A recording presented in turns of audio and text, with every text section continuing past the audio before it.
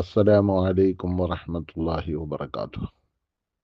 പ്രിയരെ, മഞ്ചേരി ദാറുസ്സുന്ന ഇസ്ലാമിക കേന്ദ്രത്തിനു കീഴിൽ മീലാദ് മുബാറക് 1500 വാർഷികം വ്യത്യസ്തവും പുതുമയാർന്നതുമായ പരിപാടികളിലൂടെ നടന്നു വരികയാണല്ലോ. ഈ മഹാ ഉദ്യമത്തിൽ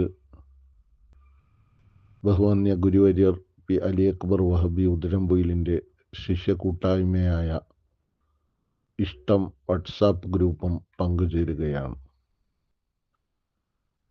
ബഹുവന്യ ഗുരുവര്യർ രചിച്ച കഥകളിൽ നിന്ന് തിരഞ്ഞെടുത്ത 63 കഥകൾ ഞങ്ങളിവിടെ അവതരിപ്പിക്കുകയാണ്.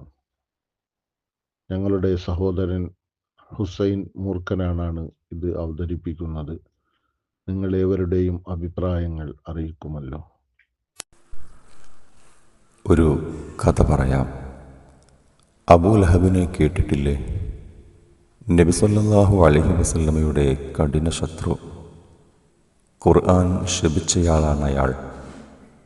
അയാളുടെ പുത്രൻ ഉത്ബയും നബിയുടെ ശത്രു തന്നെ. ഈ ഉത്ബ തിരുപുത്രിയെ വിവാഹം ചെയ്തെങ്കിലും നബിയോടുള്ള വൈരാഗ്യത്താൽ മൊഴി ചൊല്ലി. അയാളുടെ പിതാവിനെ പറ്റി ഖുർആനിൽ ശാപം ചൊരിഞ്ഞതാണ് കാരണം. അയാൾ നബിയുടെ മുഖത്തു നോക്കി പച്ചത്തെറി വിളിക്കുകയും ചെയ്തു.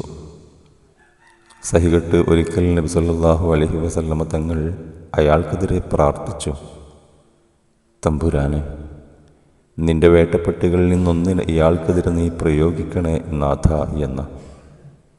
അത് അല്ലാഹു സ്വീകരിക്കാതിരിക്കുമോ? അബൂലഹബിന് പേടിയായി. അയാൾക്കറിയാം നബിയുടെ ദുആ അല്ലാഹു സ്വീകരിക്കുമെന്ന്. അയാൾ രഹസ്യമായി മകനോട് ഷാമിലേക്ക് രാജ്യം വിടാൻ പറഞ്ഞു. ഒടുവിൽ മനസ്സമാധാനമില്ലാതെ അബൂലഹബും കൂടെ പോയി. വല്ല കാര്യവുമുണ്ടോ? എല്ലാം അറിയുന്ന തമ്പുരാനോടല്ലേ നബി സല്ലല്ലാഹു അലൈഹി വസല്ലമ ദുആ ചെയ്തിരിക്കുന്നത്. അസ്വദ് ബിനു ഹബാർ എന്നയാളാണ് അയാളുടെ കൂട്ടുകാരൻ. ഭൃത്യനാണ്. അവരെല്ലാം വിശ്രമിക്കാനായി വഴിയോരത്തിറങ്ങി. ഷറാഅത്ത് എന്നാണ് ആ ഗ്രാമത്തിൻ്റെ പേര്. അവിടെ ഒരു പുരോഹിതൻ്റെ പർണശാലയുണ്ട്. പടാപടാ മിടിക്കുന്ന ഹൃദയവുമായാണ് യാത്ര. ഒരു സമാധാനത്തിനായി ആ പുരോഹിതനെ കാണാമെന്ന് എല്ലാവരും തീരുമാനിച്ചു. അപകടം ഒഴിഞ്ഞുപോയിട്ടുണ്ടോ എന്നറിയാമല്ലോ. പ്രാർത്ഥന തട്ടുമോ എന്ന് പേടിച്ച് രക്ഷയില്ലാതെയാണ് ഓട്ടം. ഇതൊരു പരിശുദ്ധ ഇടമാണല്ലോ. ഇന്നത്തെ രാത്രി കിടക്കാനൊരിത്തിരി സ്ഥലം തരണം, ഒറ്റ ശ്വാസത്തിൽ പറഞ്ഞൊപ്പിച്ചു. സമ്മതമെല്ലാം തരാം, പക്ഷെ നിങ്ങൾ എന്ത് ചെയ്താലും കാര്യമില്ല, രക്ഷപ്പെടില്ല എന്നായിരുന്നു പുരോഹിതൻ്റെ മറുപടി. സമ്മതം കിട്ടി. അന്ന് രാത്രി ആ പുൽക്കുടിലിൽ കിടന്നുറങ്ങാമെന്ന് വെച്ചു. പുറത്ത് കട്ട പിടിച്ച ഇരുട്ടാണ്. തമ്പിലെ മുനിഞ്ഞു കത്തുന്ന മങ്ങിയ എണ്ണത്തിരിയുടെ വെളിച്ചമേയുള്ളൂ.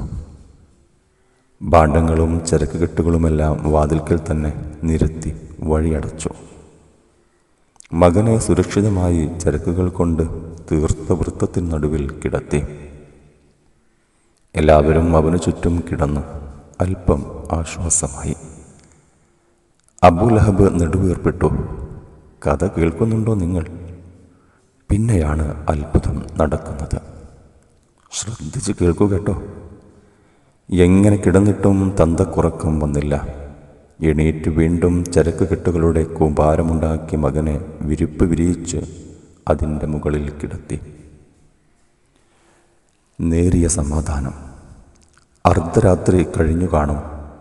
പെട്ടെന്നൊരു ഗർജനവും മുരളിച്ചയും കേട്ട് അവർ ഞെട്ടി. എവിടെ നിന്നാണെന്നറിയില്ല. അള്ളാഹുവിൻ്റെ വേട്ടപ്പെട്ടി, അതും ഞങ്ങളുടെ പൂർവികനായിരുന്നു. കൂടാരം തകർത്ത് അകത്തേക്ക് ചാടി. ഒരു വെടിയുണ്ട പോലെ കൂർത്ത പല്ലുകളും തിളങ്ങുന്ന കണ്ണുകളും തുള്ളുന്ന ജടയുമെല്ലാം ചോര മരവിപ്പിച്ചു. പേടിച്ചു വിറച്ച് അസ്ത്രപ്രജ്ഞരായി. അനങ്ങാൻ പോലും മറന്ന് ഓരോരുത്തരും അങ്ങനെ തന്നെ കിടന്നു. ആ സിംഹരാജൻ ആരെയും ആക്രമിച്ചില്ല. ഓരോരുത്തൻ്റെയും മുഖം മണത്ത് വഴിമാറി നടന്നു. പിന്നെ ഒരൊറ്റ കുതിപ്പ്. ചരക്കിനു മുകളിൽ പേടിച്ചരണ്ട് ചുരുണ്ട് കിടന്നിരുന്ന ഉത്ബയുടെ കഴുത്തിൽ കടിച്ച് ഒന്ന് കുടഞ്ഞു. പിന്നെ അയാളെ അനായാസം പൊക്കിയെടുത്ത് അത് ഇരുളിൽ മറഞ്ഞു. ഒന്നൊച്ച വയ്ക്കാൻ പോലും അയാൾക്ക് സമയം ലഭിച്ചില്ല. നടക്കേണ്ടത് തന്നെ നടന്നു.